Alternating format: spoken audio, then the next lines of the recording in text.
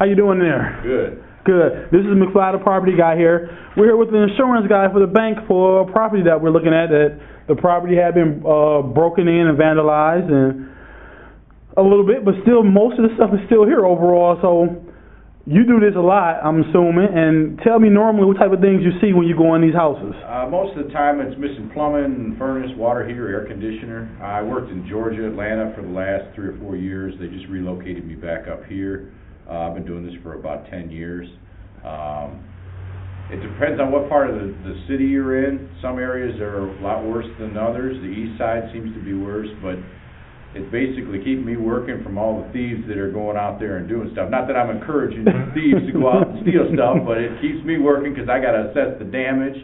And in certain big cities, New York and New Jersey or wherever across the country, I'm handling writing up the damage assessment, and then the bank usually takes that assessment and puts it towards their upside down loan.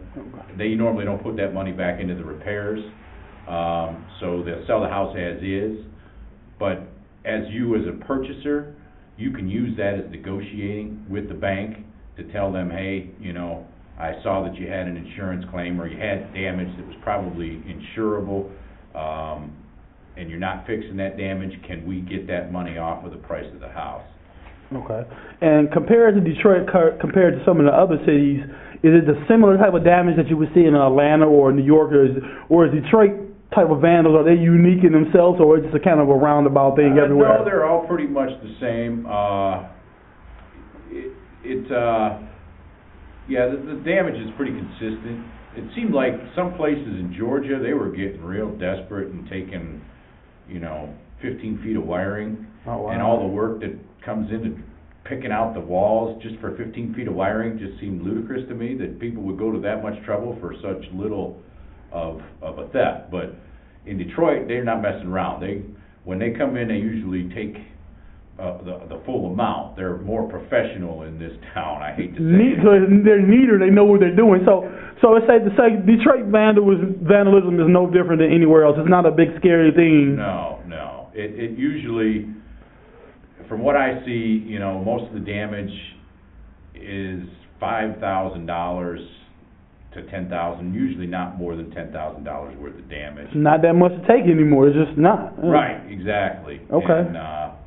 And, it's, like I said, it's keeping me working, so okay. I just got to keep my ears when I'm in these places, and you got to startle me a little bit when I'm like, you definitely want to keep like, you definitely want to keep a heads up. Tell them exactly what your title would be in things that you do exactly. Like, I'm a self-employed independent insurance adjuster. I work for a number of different insurance companies.